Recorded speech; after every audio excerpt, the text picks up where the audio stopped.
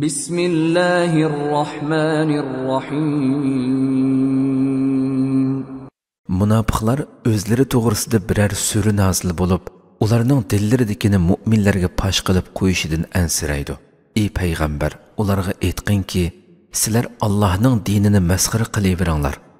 Sizlar ansiraydigan narsani Alloh cho'qim oshkora qiladi.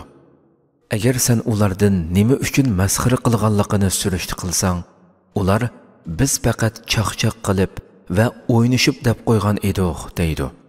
U munofiqlarga sizlar Allohning dinini, Allohning oyatlarini va Allohning payg'ambarini masxara qildinglarmi degan. Ey munofiqlar, sizlar yolg'ondan o'zir aytmanglar. Sizlar iymon etgandan keyin payg'ambarni masxara qilish bilan kofir bo'ldinglar. Sizlardan samimiy tavba qilgan bir guruhni afu qilsaqmi, yana bir guruhni gunohkor bo'lganligi uchun jazolaymiz. Munofiq erlar bilan munofiq ayollar bir-biriga o'xshaydi. Ular yomonlikqa buyuruydi, yaxshilikdan to'sidi. Ular bexillik qilib qo'llarini yumib oladi. Ular Allohni untidi. Shuning bilan Allohmi ularni untidi.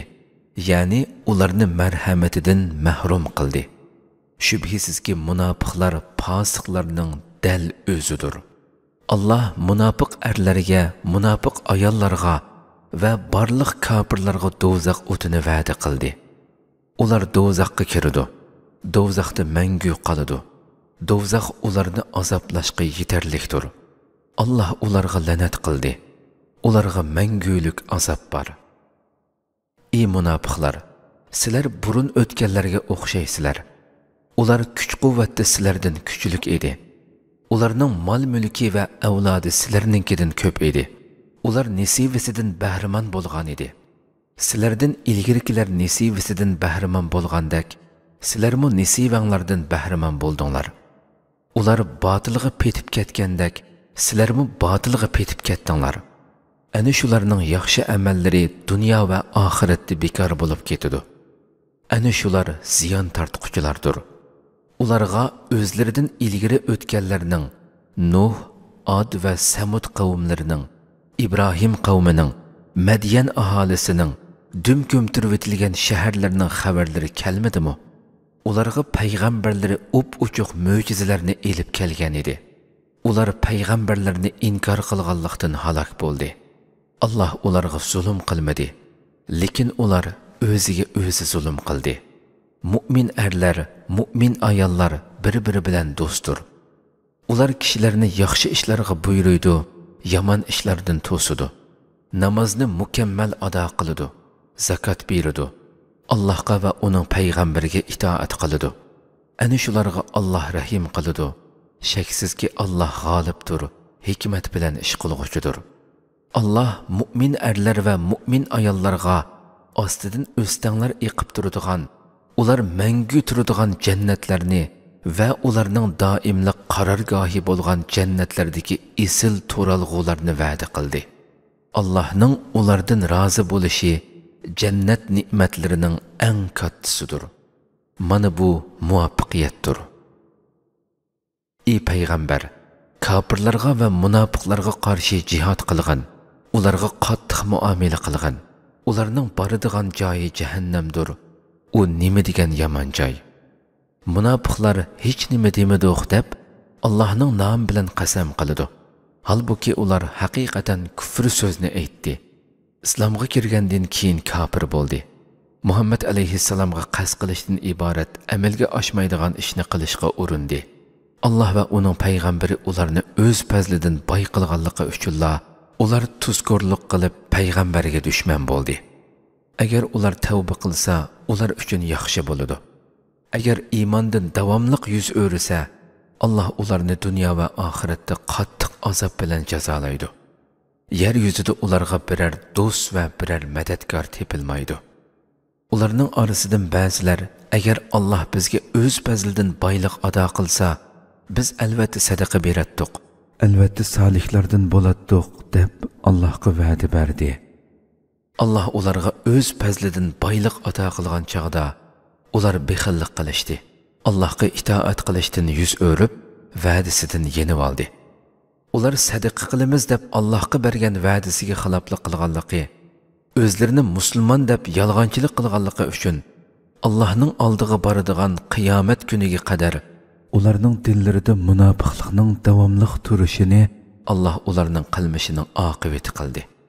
Allohning ularning ichki sirlarini, yushurun so'zlarini bilib turadiganligini, g'ayiblarni to'liq biladiganligini ular uqmamdi.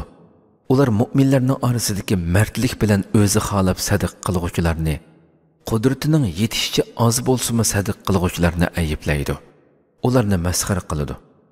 Alloh ularga masxara qilganligining jazosini beradi. Ularga qattiq azob bor. Ey payg'ambar, ular uchun mayli mag'firat talab qil, mayli mag'firat talab qilma, baribir o'xshash. Ular uchun 70 qatim mag'firat talab qilsangmi, Allah hargiz ularning gunohlarini kechirmaydi. Chunki ular Allohni va Allohning payg'ambarini inkor qildi. Alloh fosiq qavmni hidoyat qilmaydi. Allohning payg'ambariga xiloflik qilib, Tabuk g'azdiga chiqishdan qilib qolganlar uylarida bahramon o'ltirganligi bilan xushal bo'lishdi. Ular Alloh yo'lida pul mollari bilan, jonlari bilan jihad qilishni yoqtirmadi. Ular bir-biriga issiqda chiqmanglar deyishdi. Ey payg'ambar, u munofiqlarga aytqinki, jahannamning o'ti texmi qiziqdir degin. Agar ular buni tushungan bo'lsa edi, issiqda jihadga chiqishdan qilib qolmagan bo'ladi. Ular qilmishlarining jazosi uchun oz gulsun, ko'p yig'ilsin. Agar Alloh sana Tabuk g'azdidan qaytishni nasib qilib, seni o'zirsiz jihadga chiqmagan munofiqlardan bir turkumi bilan uchrashtirsa, ular buningdan keyingi jihadlarga chiqish uchun sendan ijozat so'rasa, ularga aytqinki, sizlar men bilan billa mangu jihadga chiqmaysizlar. Hargiz men bilan billa chiqib, dushmanga qarshi urush qilmaysizlar. Chunki sizlar dastlabki qitimda jihadga chiqmay uylaringlarda o'ltirishga rozi bo'lgan edinglar. Endi jihadga chiqmay qilib qolg'uvchilar bilan o'ltiringlar.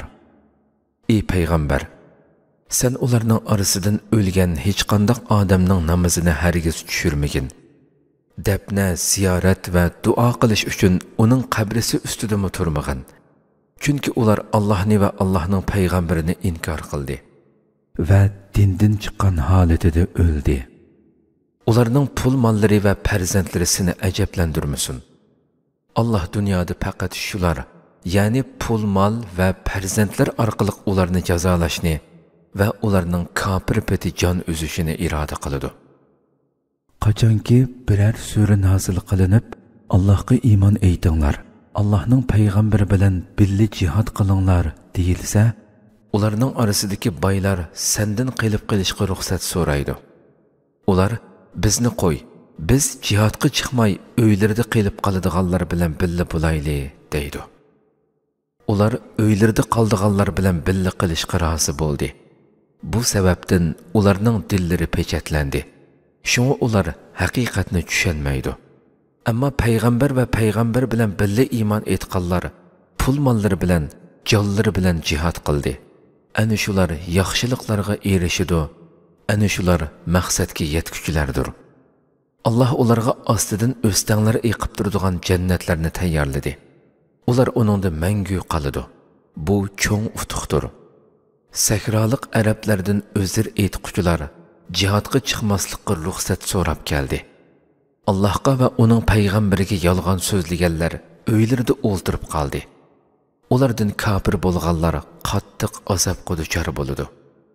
Yashinib qolgan ojizlar, kasallar, jihadga chiqishga xarajat topolmaganlar Allohga va Allohning payg'ambariga sodiq bo'lsalar, jihadga chiqmaganligi sababli ularga gunoh bo'lmaydi.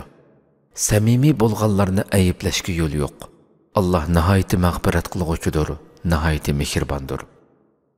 Yana jihadga chiqish uchun sendan uloq so'rab kelgan bo'lsa-mu, sen ularga mening sizlarni ta'minlaydigan uloqlarim yo'q deganda, jihadga chiqishga sarf qiladigan bir narsa topolmaganligi uchun g'amkin, ko'zlaridan yosh to'kkan holda qaytishgan kishilarni mu ayblashga yo'l yo'q. Ayiblanishga tegishlik bo'lganlar faqat o'zlari boy turib, sendan jihadga chiqmaslikka ruxsat so'raganlardir. Chunki ular ayollar, kesallar va ojizlardan iborat uylarida qolg'uvchilar bilan birga qilishga rozi bo'ldi. Alloh ularning dillarini pechatlayapti. Shunga ular nimaning to'g'ri ekanligini bilmaydi.